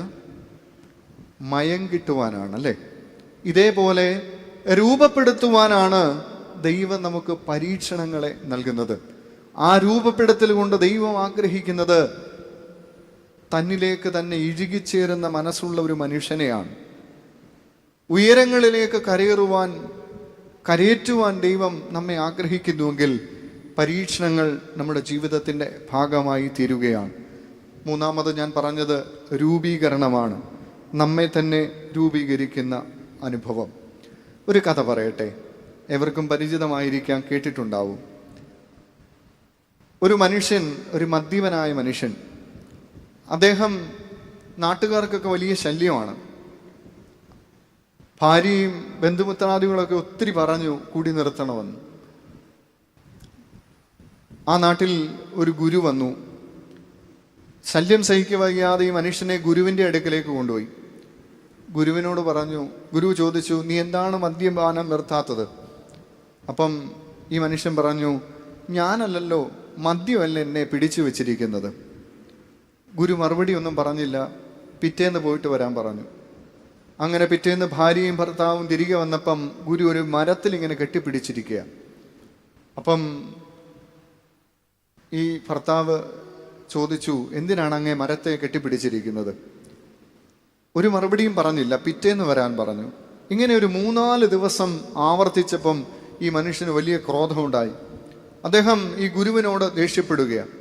അപ്പോൾ ഗുരു പറഞ്ഞു, നീ എന്തിനാണ് എന്നോട് ദേഷ്യപ്പെടുന്നത്? ഞാനല്ലല്ലോ, ഈ മരമല്ലേ എന്നെ കെട്ടിപ്പിടിച്ചിരിക്കുന്നത്, ഈ മരമല്ലേ എന്നെ പിടിച്ചു വച്ചിരിക്കുന്നത്. ഈ മനുഷ്യന് കാര്യം മനസ്സിലായി. ഇതുപോലെയാണ് നമുക്കും. നമ്മളൊക്കെ ചിലതൊക്കെ കെട്ടിപ്പിടിച്ച് വെച്ചിരിക്കുക. ഇനിയും അഴിച്ചു കളയാൻ ആഗ്രഹിക്കാതെ വീണ്ടും വീണ്ടും പരീക്ഷിക്കപ്പെടുവാൻ നിന്നു കൊടുക്കുക. കഴുകി വെടിപ്പാക്കി ശുദ്ധീകരിച്ച് അടിസ്ഥാനമിട്ട് ലഭിച്ചെങ്കിലും ഇതുവരെയും രൂപീകരിക്കാൻ നമുക്ക് സാധിച്ചിട്ടില്ല. രൂപീകരണം പ്രാപിപ്പാൻ നമുക്ക് സാധിച്ചിട്ടില്ല. തിരുത്തുവാൻ സാധിക്കുമോ? നമ്മളെ തന്നെ രൂപീകരിക്കുവാൻ സാധിക്കുമോ? നാലാമതൊന്നുകൂടെ പറഞ്ഞ് വേഗത്തിൽ എൻ്റെ വാക്കുകൾ അവസാനിപ്പിക്കുക. ദൈവം മനുഷ്യന് പരീക്ഷണങ്ങൾ നൽകുന്നത് to perfect you and to protect you, തികവുള്ളവരായി സംരക്ഷിക്കുന്നതിനു വേണ്ടിയാണ്. തികവുള്ളവരായി സംരക്ഷിക്കുന്നതിന് വേണ്ടിയാണ് ദൈവം ഓരോ മനുഷ്യനും പരീക്ഷണങ്ങൾ നൽകുന്നത്. നമുക്കറിയാം യോന എന്ന മനുഷ്യനെ കുറിച്ച്. എല്ലാവർക്കും അറിയാവുന്ന ഉദാഹരണം. യോന എന്ന മനുഷ്യൻ തർശീശിലേക്ക് കപ്പൽ കയറുമ്പോൾ അവനിൽ ചില പരീക്ഷണങ്ങൾ ദൈവം നൽകുക. ആ പരീക്ഷണങ്ങൾ യോനയ്ക്ക് നൽകിയത് അവനെ നശിപ്പിക്കുവാനല്ല, മറിച്ച് അവനെ സംരക്ഷിച്ച് ഔന്നത്യത്തിലേക്ക് ഉയർത്തുവാനാണ്. പക്ഷേ യോന ഔന്നത്യത്തിലേക്കൊന്നും ഉയർന്നില്ല എന്ന് യാഥാർത്ഥ്യം. വീണ്ടും അവന് ലഭിച്ചതിനെ ഓർത്ത്, അല്ലെങ്കിൽ അവൻ്റെ വാക്കുകൾ പ്രാവർത്തികമാക്കാത്തതിനെ ഓർത്ത് ദൈവത്തോട് പരിതപിക്കുകയാണ് ചെയ്തത്. അതുകൊണ്ട് ദൈവം നമ്മളെ ഔന്നത്യത്തിലേക്ക് ഉയർത്തുവാൻ തക്കവണ്ണം പരീക്ഷണങ്ങൾ നമുക്ക് നൽകും. സംരക്ഷിക്കുവാൻ തക്കവണ്ണം നമുക്ക് പരീക്ഷണങ്ങൾ നൽകും. ദാവീദ് പറഞ്ഞത് അത് തന്നെയാണല്ലോ, ഞാൻ കഷ്ടത്തിലായിരുന്നത് എനിക്ക് ഗുണമായി, നിന്റെ ചട്ടങ്ങൾ പഠിക്കുവാൻ അതെന്നെ ഇടയാക്കി. ദൈവിക ചട്ടങ്ങളെ പഠിക്കുവാൻ, അതിലൂടെ ഉന്നതി പ്രാപിപ്പാൻ തക്കവണ്ണം പരീക്ഷണങ്ങൾ നമ്മൾക്ക് മുതൽക്കൂട്ടാവുകയാണ്. പലപ്പോഴും ദൈവം നമ്മുടെ ജീവിതത്തിൽ ഇടപെടുന്നുണ്ടോ എന്ന് നമുക്ക് പല സംശയമുണ്ട്. ഒരു മനുഷ്യൻ ദൈവത്തോട് പ്രാർത്ഥിച്ചു, ദൈവമേ എനിക്ക് അങ്ങയുടെ ശബ്ദമൊന്ന് കേൾക്കണം. ഒരു കിളി ചിലച്ചു, അവനത് മനസ്സിലായില്ല. വീണ്ടും അവൻ ദൈവത്തോട് ഇതേ കാര്യം ആവർത്തിച്ചു. ദൈവം ഒരു ഇടിമുഴക്കമുണ്ടാക്കി. അപ്പോഴും അവൻ തിരിച്ചറിഞ്ഞില്ല ദൈവത്തിൻ്റെ ശബ്ദമാണ്. പിന്നീട് അവൻ പറഞ്ഞു, എനിക്ക് നിന്നെ ഒന്ന് കാണണം. ദൈവം ആകാശത്തൊരു നക്ഷത്രം ഉദിപ്പിച്ചു. അപ്പോഴും അവൻ തിരിച്ചറിഞ്ഞില്ല അത് ദൈവത്തിൻ്റെ പ്രവൃത്തിയാണെന്ന്. വീണ്ടും അവൻ ആവശ്യപ്പെട്ടു, ശരി, ഇത് രണ്ടും നീ ചെയ്തില്ല, എനിക്കൊരു അത്ഭുതം കാണണം. ദൈവം ആ സമയത്താണ് അവൻ്റെ ഭാര്യയ്ക്ക് ഒരു കുഞ്ഞിനെ നൽകിയത്, അവൻ്റെ ഭാര്യ പ്രസവിച്ചത്. അതും ഒരു അത്ഭുതമായി തോന്നിയില്ല. അവസാനമായി അവൻ പറഞ്ഞു, നീ എന്നെ ഒന്ന് തൊടണം. ആ മനുഷ്യൻ ഇങ്ങനെ ഇരിക്കുമ്പോഴാണ് ഒരു ഇളങ്കാറ്റ് കടന്നുപോയി. അതോടൊപ്പം ഒരു ചെറിയ പൂമ്പാറ്റ വന്ന് അവൻ്റെ കയ്യിലൊന്ന് സ്പർശിച്ചിട്ട് പോയി. അതും ദൈവത്തിൻ്റെ സ്പർശനമാണെന്ന് അവൻ തിരിച്ചറിഞ്ഞില്ല. അവൻ ദൈവത്തോട് പരിതപിച്ച് പിണങ്ങിപ്പോയി എന്നാണ് കഥ പറയുന്നത്. പ്രിയമുള്ളവരെ, നമുക്കും ഇതുപോലെയുള്ള ചില സമ്മാനങ്ങളൊക്കെ ദൈവം നൽകിയിട്ടുണ്ട്. സമ്മാനങ്ങൾ അത് പളപളപ്പുള്ള പൊതികളിൽ വരുന്നതാണ് നമ്മൾ നോക്കിയിരിക്കുന്നത്. നമ്മുടെ പ്രത്യേക അവസരങ്ങളിലും സാഹചര്യങ്ങളിലുമൊക്കെ നമുക്ക് ലഭിക്കുന്ന പൊതിക്കെട്ടുകളിൽ ലഭിക്കുന്ന സമ്മാനങ്ങളെക്കുറിച്ചാണ് നമ്മൾ നോക്കിയിരിക്കുന്നത്. പക്ഷേ നമ്മുടെ അനുനിമിഷങ്ങളിൽ ദൈവം നമുക്ക് ചെയ്തു തരുന്ന ഓരോ നന്മകളും ദൈവത്തിൻ്റെ സമ്മാനമാണെന്നും നമ്മളെ ഉയരങ്ങളിലേക്ക് എത്തിക്കുന്നതാണെന്ന് നമ്മൾ തിരിച്ചറിയുന്നില്ല. നമ്മൾ ശ്വസിക്കുന്ന ശ്വാസം, നമുക്ക് ലഭിക്കുന്ന ആശ്വാസവാക്കുകൾ, നമ്മുടെ വീഴ്ചയിൽ നിന്ന് നമ്മളെ കൈപിടിച്ചുയർത്തുന്ന അനുഭവങ്ങൾ, നമുക്ക് വേണ്ടി സംസാരിക്കുന്ന ചില വ്യക്തികൾ, ഇതൊന്നും ഒരു സമ്മാനമായി നമ്മൾ ഇതുവരെയും കരുതിയിട്ടില്ല. അടുത്തിരിക്കുന്നവർ നമുക്ക് സമ്മാനങ്ങളാണെന്ന് നമ്മൾ തിരിച്ചറിഞ്ഞിട്ടില്ല.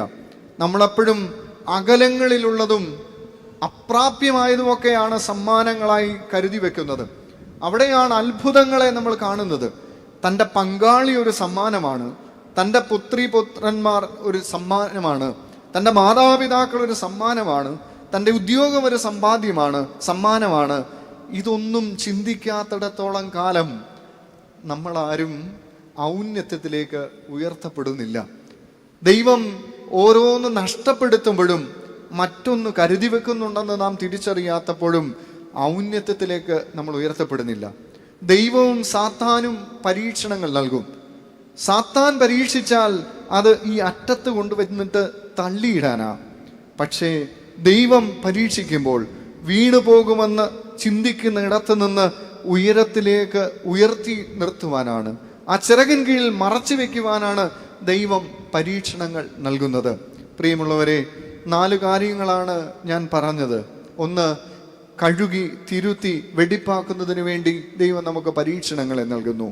നമ്മുടെ അടിസ്ഥാനങ്ങൾ ഉറപ്പിച്ച് നമ്മളെ ശോധന ചെയ്ത് നമ്മളെ ഒരു ഉൾക്കാഴ്ചയുള്ളവരാക്കി മാറ്റുവാൻ പരീക്ഷണങ്ങൾ നൽകുന്നു.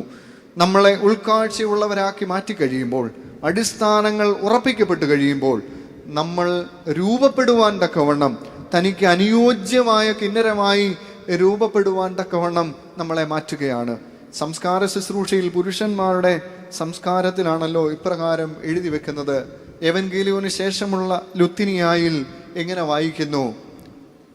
നിന്റെ ജീവൻ മരണം കാലിൽ തുടങ്ങി തലവരെ എത്തുന്നതിന് മുമ്പ് വരെ നിന്റെ മനസ്സ് അനുതാപത്തിലേക്ക് ധൃതിപ്പെട്ടുകൊണ്ടിരിക്കണമെന്ന് ജ്ഞാനസമ്പൂർണമായ തൻ്റെ വചനത്താൽ അരുളി ചെയ്ത ദൈവം തമ്പുരാനെ ഞങ്ങൾ അപേക്ഷിക്കുന്നു എന്ന് പറയുന്നത്.